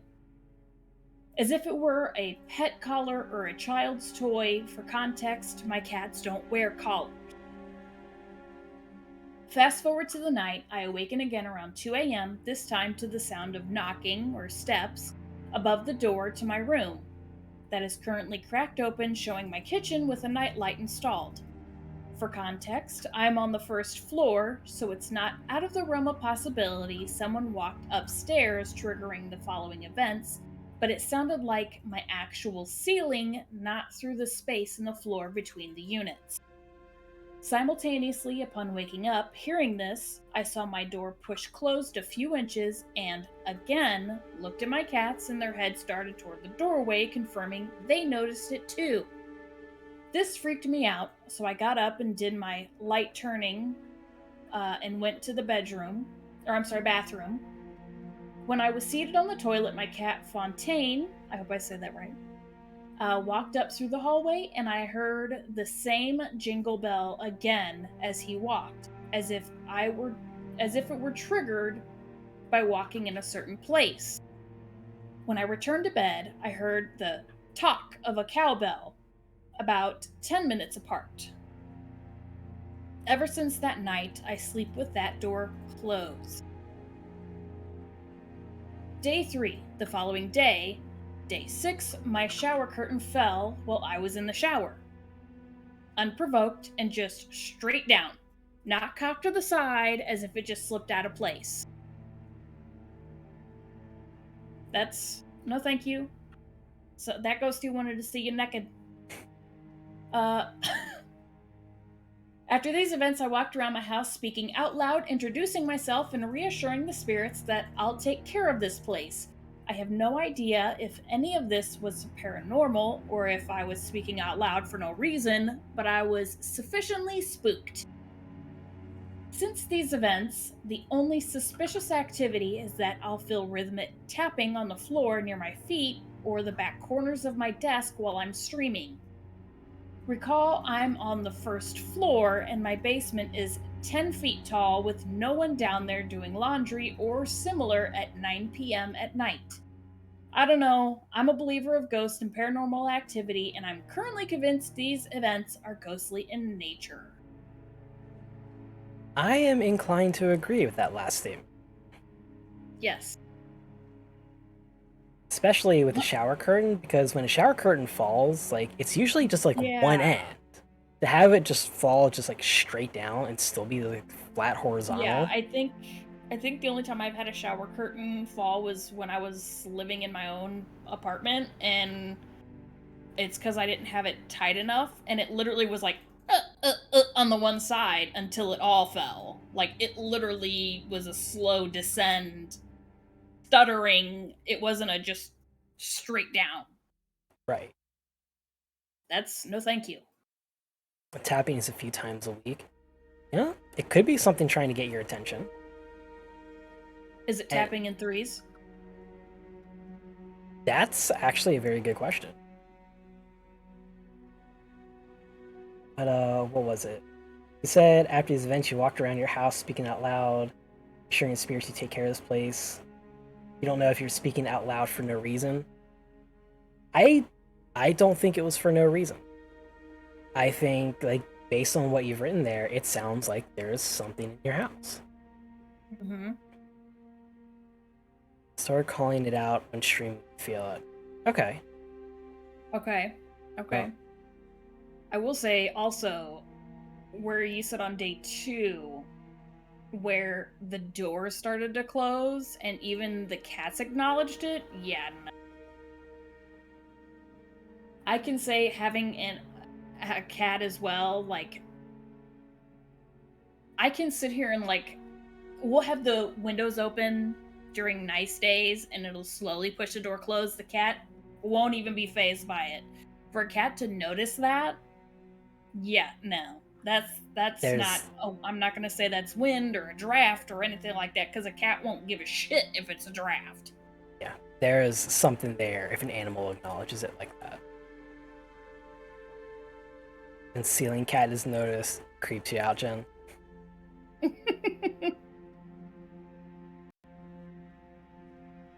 Yeah, I mean, it really sounds like that there is something there, that there is something in your house. Not necessarily like an evil spirit, just something else residing there as well as you. And like Skits is saying, it's a good practice to do so that they don't assume that you Yep. have bad intentions. Yep. They are spirits and time is different for them, and ghosts tend to live in their past, yeah. So reassuring anything that may be there that you're there to take care of the place, you're there to, that's your residence as well as theirs. And yeah, Yes, they do. By the way, yes. and yes, they do. Spirits do watch you masturbate. Spirits Sure see do. everything that goes on in your house.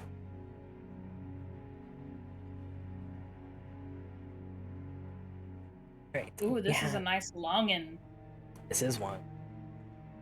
And I know that this next one is from someone, this is from Anonymous, someone who does not wish their identity to be revealed.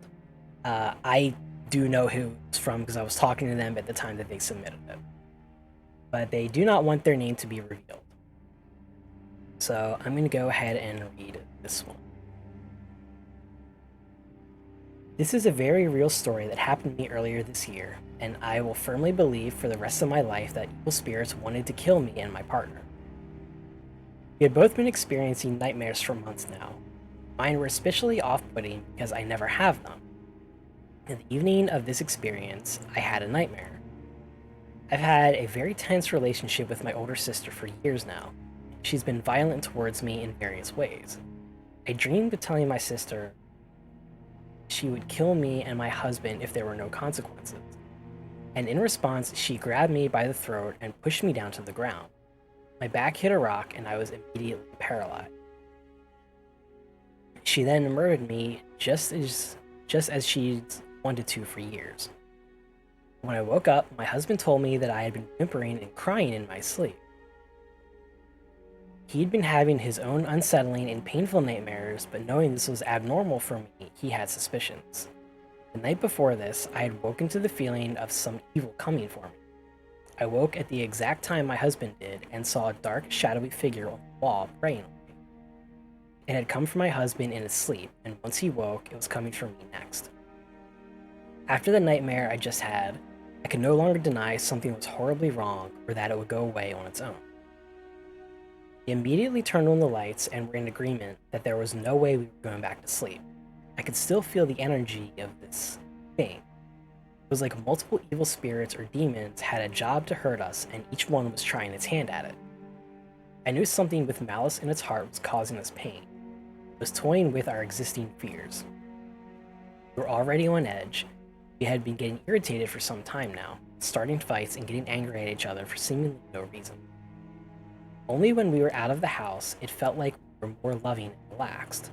So we went out to the living room, what we figured was far enough away from our bedroom, and we'd spend the rest of the night watching movies and talking. Or so we thought. It was around 3 or 4 a.m., and I could not shake the feeling of evil. Couldn't shake the feeling that we needed to pray. I was sitting in my husband's lap and asked that he pause the movie and say the prayer. Shortly after, I would have one of the most terrifying experiences of my life. The lights were on, but the room went dark. Its blackness started in the kitchen and grew as my husband prayed. I immediately said, "You need to pray for protection now. Do it now, it's here." I couldn't stop looking every which way. We were completely vulnerable. As I kept repeating myself, a dark figure sprinted towards us, filling the whole room with pitch black, all-encompassing darkness. It had these glowing, pure white orbs-like eyes as its only features. It was like something in my chest. My soul was being hunted. I knew I had to curse it out loud, and I knew I had to call for angels. I knew I had to stay as calm as possible and tell it that it could not take me. Eventually, the darkness dissipated. The prayer had temporarily cast whatever evil this was away from us, but I could still feel it so intensely. I could just feel its stare glued onto us from outside the house in the backyard. I can't tell how I knew so exactly where it was, but it was of such supernatural intensity that I had no doubts. Convinced it was still watching us like a predator, I woke up my father-in-law and explained everything. We all come from religious backgrounds, even if we are uncertain of our beliefs and belonging, we still hold the conviction that prayer will protect us. I knew this evil would only come back, still here, waiting. We decided all three of us would pray together. As the prayer began, I thought, maybe we're safe now? I couldn't pinpoint where the dark spirit was anymore. Maybe it was all in my head. It must be gone. What a mistake. I could suddenly feel it all around again, like it was everywhere. I couldn't keep my eyes closed for the prayer. I could just feel it frantically switching among the several mirrors in the room. All I could think was that we were so foolish to have turned on every light in the house except for the room praying in now. I couldn't physically see it anymore, but I could feel its enjoyment from torturing us earlier having turned into anger and hatred. My head was on a continuous swivel, so surely it was behind us, wanting to kill us. Eventually, it disappeared, like it had been called somewhere else. We racked our minds, trying to think of everywhere we had been lately, but I knew it was the mirrors, and we had a huge one sitting in the hall from wherever my father-in-law picked it up from months back.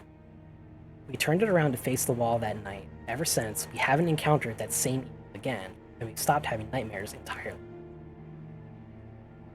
There is evil everywhere in this world, and it chooses who it plays with. To hold this knowledge shakes you to your core. I forever believe that we all have souls and spirituality, and even if we are careful, demons and dark spirits will hunt what they don't have. I believe saying the words, "I am with Christ, you can take everything from me and you will not win. The Lord will protect me. Angels are coming. I will not give in." In my head while my husband prayed saved my life. I pray that telling my story does not invite the evil back, and I hope that in telling it, you cherish your loved ones a little more. You enjoy the small victories and even the losses because it means you're still living. Spirits out there are jealous of what you have. Bless. That sounds absolutely terrifying. Oh yeah. That is. Whoo, man. That sounds very, very intense as well. No And if kidding. you Anonymous, thank you for sharing. Yeah. That If you are here in chat, thank you very much for sharing. And I very strongly believe that you prayed at the exact right time. And that Right. that prayer is the reason you are safe now. And it does sound like to me that it was entering your house through that mirror. Because when you said that you had turned the Yeah. mirror around at the end of Mhm. that, and you haven't felt that spirit in your house since, I very firmly believe that it was using that particular mirror as a doorway to get into your house and into your lives. Well, they do say, you know, mirrors are portals. Yep. Which it kind of explains quite a bit, and the fact that it was picked up out of nowhere, you know, your father-in-law had picked it up.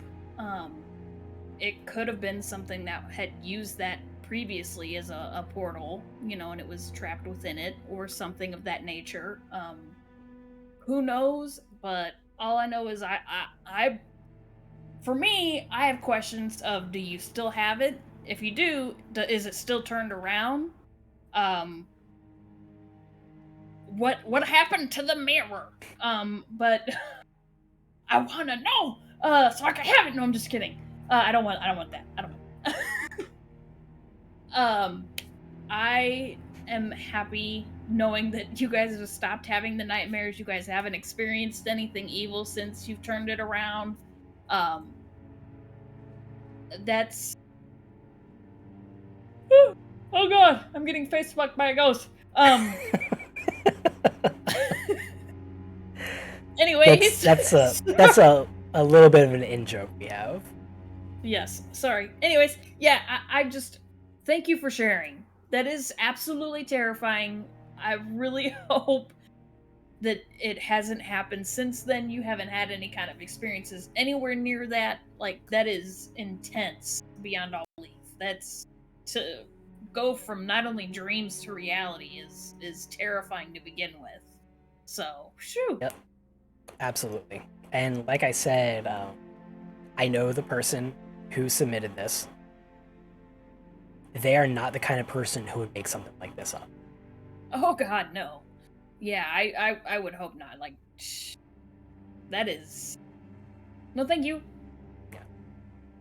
And it's kids are saying Yeah, that's why they hesitant don't to get anything have. secondhand, and no mirrors in the bedroom. Yeah. Yeah. So Thank you. I have two mirrors in my bedroom. One is like right behind this panel here. You can't see it. It's a full length mirror.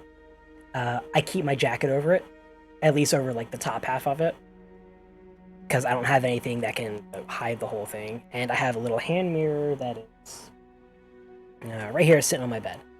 This one is broken. This one is cracked. That was actually... I don't remember how that crack happened. I don't remember if I did it or if I woke up and it was just cracked, because you can see there's a big ass chunk just taken out of it right there. Look at all those sweet post-it notes. Yeah, I have quite a few post-it notes. I stick them to my wall so that way I don't forget that they're there. But yeah, every time I go to bed or every time I leave my room, I make sure that hand mirror is firmly face down, either on my bed or on my desk right next to me. I never leave it face up if I can help it. Because yeah, mirrors are portals. Well, thanks. We have no mirrors in our bedroom. The only reflective surface that's in our bedroom is the glass on the faux fireplace and the TV that is never ever like turned on at this point. Even the mirrors in our bathroom are back to back. Like, they don't even face each other. Like, they thought we were weird because I literally said, like, I wanted our shower and then our vanities to be in front of the shower, and I wanted the vanities to be back to back, to where if you were to look at the wall from like topography, you'd see it makes like a T basically, because you got the back wall of the shower, and then the wall where the vanities are on the outsides of that wall. But yeah, our vanities are back to back to each other, and so there's no mirrors facing any other mirrors, and no thanks. Nope. Yeah, that's one thing you should never ever do, is have two mirrors facing each other. Because I believe it was explained in a video that we were watching. They call it a oh my god, it's like a wind tunnel. I don't think they called it a portal. I don't think they might have called it a gateway. I think that was the word that was used. Like, it doesn't just let things through, like it actively attracts things and invites them to come through. So yeah, never have two mirrors facing each other. And if you do have to have two mirrors facing each other, make sure it's only for a very short amount of time. Yes. Okay, it's not that we don't enjoy mirrors, it's just the fact that things can happen with mirrors. Yeah, like, if I was to be superstitious about anything, it is that.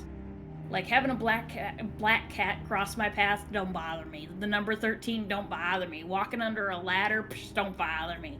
Like, but when it comes to mirrors, no thank you. It's funny you should mention Stargate, because Stargate SG-1 is one of my all-time favorite shows, and is the only reason I'm even keeping my Netflix subscription at this point, because they have the entire series. And I feel like we legitimately was just talking about Stargate. What was that, yesterday? Something like that. The day before? Something like that. It was just a couple days ago when I mentioned it to you, yeah. Yeah. Yeah, so it's not that we don't like mirrors game, it's just with the things that we've seen and the things that we know, we take precautions. That's all. Like, that is the best way to put it. Precautions. I use this mirror every single day. Like, when I put my makeup on, or when I'm brushing my hair or combing my hair or something like that. I use it every single day. But when I'm done with it, face down, on my desk, none of the front of it is exposed. Just in case. Because also, like I said, this chunk, I don't know where it is. I don't know how it got broken out of this mirror. No, you're fine, game. You're fine. You're fine. Yeah, there's a lot of stuff. Know as much as we do, because one of either experience or we've done research, so. Sage mirrors and anoint them with protection oils. Yeah, I keep meaning to do that, and I always keep forgetting about it. Conspiracy. Like, you want to talk about conspiracy? Like, I really think that there is something actively making me forget to put protections on that mirror.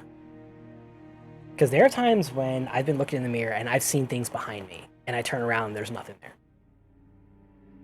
Like, I don't know, like, I think it's too small to be a portal, and it's broken, so that's going to make it even harder for anything to actually come through.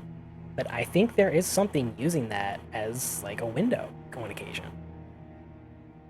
And Jen, you even said that there have been a couple times when we've been on camera, and, like, you've seen ghost orbs in my room. I think you said twice that you've seen ghost orbs in my room. Twice. Yeah, like, even right now if I'm watching, I see nothing. Like, there's no dust particles, no nothing. And I'm talking, there was one. It was a massive one, and it just, like, floated on by your face. And I was like, you didn't see that? And I didn't see it. But I will say, I have taken precautions. I have put protections around my living space since then, just in case. Nothing good will come through it. Toss it and get a new one. I really should. But I kind of don't really want to. Ghost orb isn't that a phasmophobia? Isn't that a phasmophobia thing? It's in Phasmophobia, but it's a real life thing. Yeah, it is a real life thing. It's really hard to describe, because you know how, like, sometimes, like, if you're looking in, like, a beam of sunlight, you can see, like, little dust motes like wafting through the air. It kind of looked like those, except definitively, like, sphere shaped or orb shaped, and it doesn't follow like any of like the normal draft patterns that anything else does. Right. And usually it'll phase in and out. It'll float in odd patterns. It'll move quick and then slow, and it's almost as if it's got a mind of its own, so to speak. Yep. There was that one video that you and I saw where someone had a camera set up in the corner of their living room to try to catch like ghost activity. And there was this one, I guess it was like a hostile one. It was, I think it was about like this big, and it was black. And like, I've never seen a black ghost orb before. They've always been. That was Really Haunted. Yeah, it was Really Haunted. That's the name of the channel on YouTube, by the way. It's called Really Haunted. Yes. But so this ghost orb like got like right in front of the camera, just hovered there for a second, and then just like went like hit the camera. And then like, you see the camera shake. And then you see the camera shake. Like, I have very good spatial awareness for things like this. Like, the moment it disappears off camera, there's a second, because it like kind of like goes under where the camera is, like where it would be, like out of frame on the bottom. And like then there's if I was like to point and go down. Yeah, exactly like that. And there was like a half a second or a second delay, and then the camera shook. That would have been the time it would have taken for that ghost orb, based on the speed it was going, to get to the camera and hit it. It hit the camera, so this ghost orb was a physical, tangible thing. This particular one, yes, it was, because it physically hit and shook the camera. Typically, no, they can be if they exert enough energy. And it was weird that this one's black too, because even you commented on it that you've never seen a black one. Oh yeah, and you continue to see black orbs. It's the most odd thing. I've never ever seen a black orb, but yeah, I did. Thank you. All right, so we still have about 15 to 20 minutes left. I believe you said you had a conductor story. I was really hoping Jen would talk about it. I mean, Jen, if you want to talk about it, you are more than welcome to jump into the streaming lobby VC where Jan and I are, and share the story on your own. Or if you would rather your sister do it. She do not. Okay. She do not. Our plane of existence is too heavy for them to move things. Yes. Well, it's kind of vague for me, because it also happened. They're the new gen ghosts, right? They're the emo ghosts. It also happened with me and one of our cousins, Christian. Her and I ended up staying. I stayed home from school because she was visiting during like her spring break or whatever, and it happened during that time as well. But me and my sister, when we were living in this house, emo ghosts. Oh, I'm floating. I regret nothing. Of course not. But we were living in this really tiny house. Her and I had to share a bedroom, and it was a very small bedroom. Like there was just like a small walkway between our beds. Literally the span of our dresser, like the tall dresser, like our beds were touching this dresser on both sides. It was a very tiny room. Anyway, where we were living in this, if that. So where this house was, there was a tunnel that used to have the town's train used to go through it way back in the day. And it hasn't been running for many, many, many years. There's no trains go down it ever again. Occasionally, I remember we would go down and kind of run around the train track. Like there was still some form of train track down there. And we used to swear that we could hear like a train whistle occasionally. We thought, oh my gosh, we're just being kids, using our imagination, doing kid shit. And then there was this one evening, me and my sister, we were in bed, and our house was literally, can hunt, getting cuts, going looking out for bugs and critters. Anyways, but our house, so you had it was like a hill that went down, and that's where the tunnel was where it dipped in the center, like a giant U, so to speak. And our house was the one of the very first house that was like right on the top above the hill dipped, and where the tunnel was where the train used to go. And it was one evening, a very still evening. It wasn't raining, it wasn't anything, and this house had a tin roof. So that's really all I gotta say is you could hear everything hitting this tin roof. You could hear when the wind blew, you could hear when it rained, you could hear everything. You could hear if a ghost shit itself, you'd hear it. Because it's a tin roof. And we were both laying in bed, and out of nowhere we kept hearing the train whistle. And I remember my sister like rolling over and looking at me, and she's like, "Are you whistling?" And I'm, "No." "Are you making a noise into your box fan in the window?" Because we had a box fan in the window. And, "No." "Are you talking?" "No." "Are you talking?" Like, we would go back and forth, and then all of a sudden this figure of a man in a conductor outfit, I'm talking like full-on hat, get up, old school conductor outfit, literally walked in between our beds and just left the room. And we were like, "Hello? What's up, guy?" And he just vanished. Like, he hit near our doorway and just gone. And then you heard a loud train whistle, and we were both like, "Hell no!" We both covered our heads and went to sleep. Like, "No thank you. I'm out." And then it was me and my cousin. Like I said, she was on her spring break, and I pretended to be sick. So I could spend the day with her. Oh yeah, Jen, yeah, we ended up sleeping in the same bed. We did that a couple of times. Like, when we would hear the train whistle after this, we would like jump into each other's bed and sleep with each other and we were little kids, by the way, guys, not like teenagers or anything. Don't be creepy. We would literally like jump into each other's beds to sleep with each other because we were so freaked out because of what we saw. And yeah, literally cough, cough, I'm sick. I need to stay home. I did. Me and my cousin, I remember we were in the kitchen area. Single digits. Maybe even the start of double, like maybe 10. Maybe. But me and my cousin, we were playing with, I think it might have been like Legos or a puzzle or something on the kitchen floor.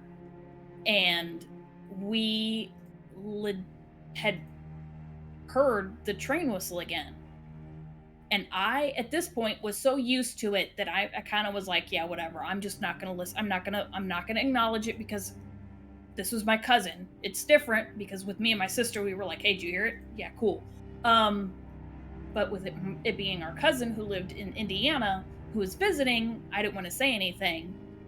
And I was like, okay, it's going to keep. And then as soon as it quit, she popped her head up and she goes, "Is there a train around here?"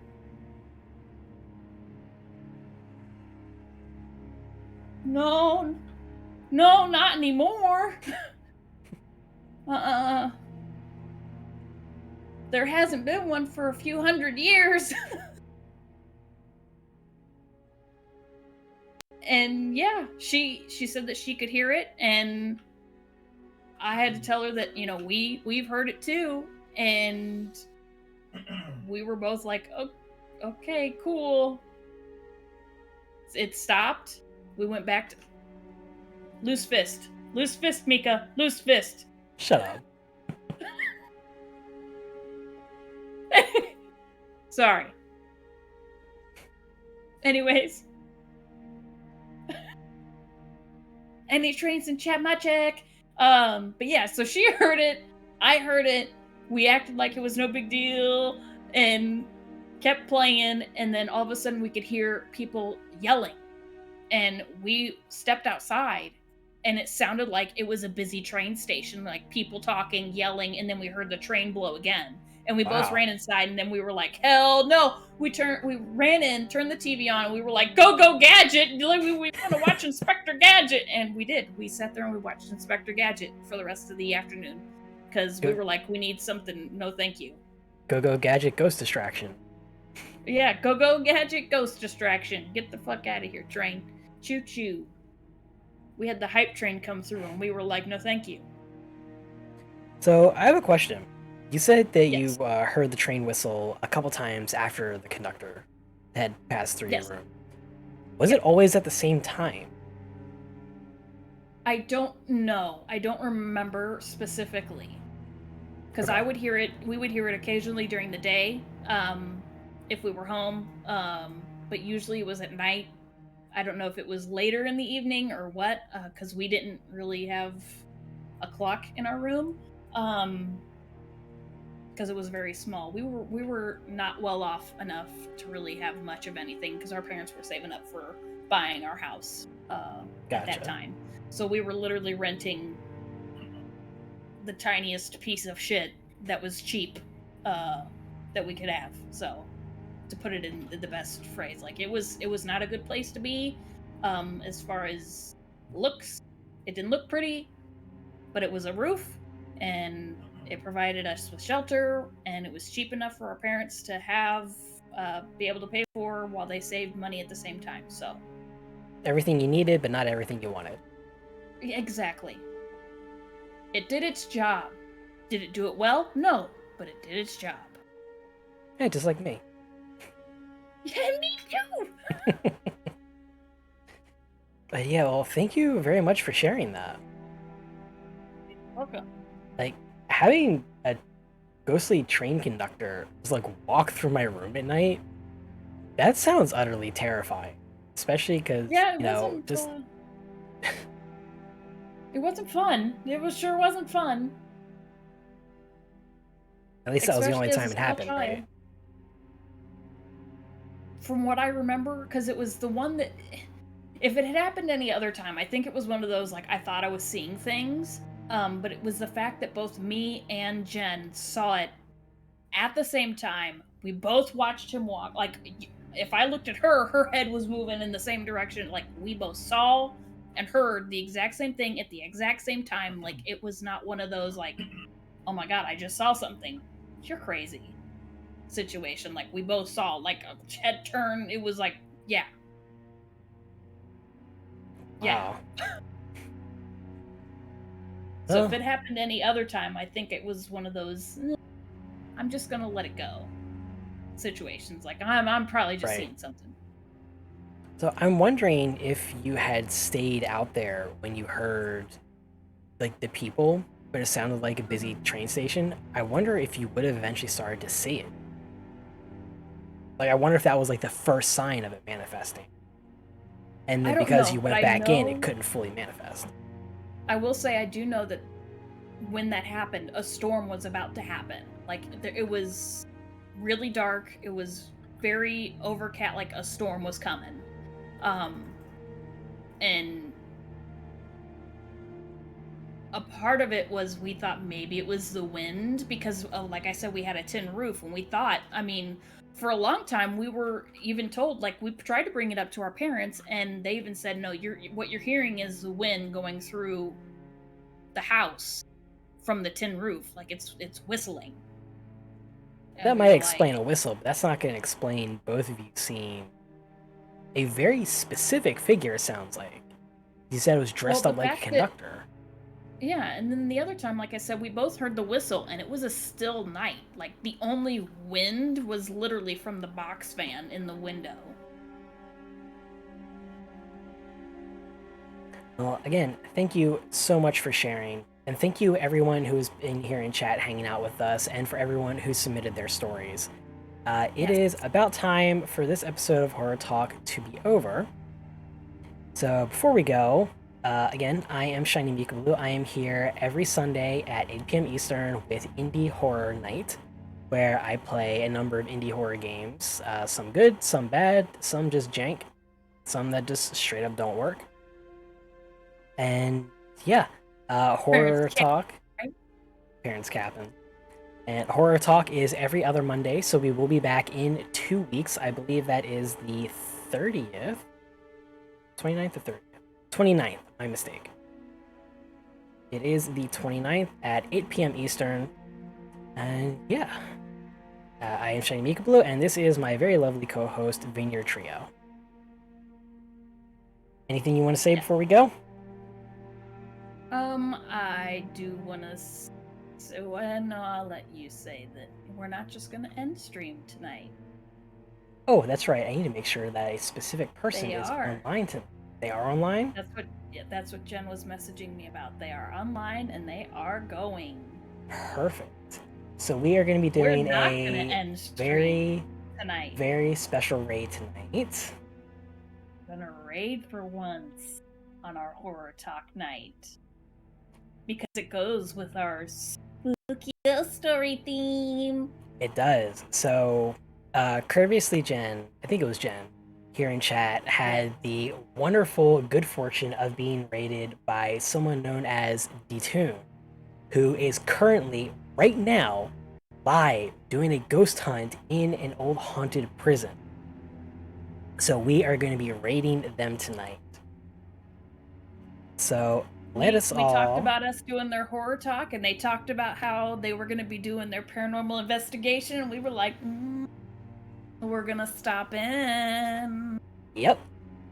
So let's everyone go say hi to Detune and bring the spooky vibes over to them. Good. They are actually accepting raids. We should have checked that first. Oh, yeah, we totally forgot. We forgot to check that. Yes, but Detune said that they will be going way into the night. They're currently only about half an hour into stream. So yeah, this is going to be exciting. So once again, I am ShinyMikablu. This is my very lovely co-host, Vineyardtrio, and we will be back in 2 weeks for another episode of Horror Talk. So no raid message this time because I don't want to go in there and just completely interrupt the flow of their chat. But yeah. Oh, well, they have one. We can't have. You know what I mean. I'm sending that. I don't know about you. I'm gonna say Horror Talk is ready to investigate too. Actually, you know what? That is a much better raid message. I was gonna do shrimp raid like I usually do. That is a much better raid message. So everyone, copy that. Let's go paste it over into their chat. Again, we will be back in 2 weeks for another episode of Horror Talk, and we will see you there. Good night, everyone.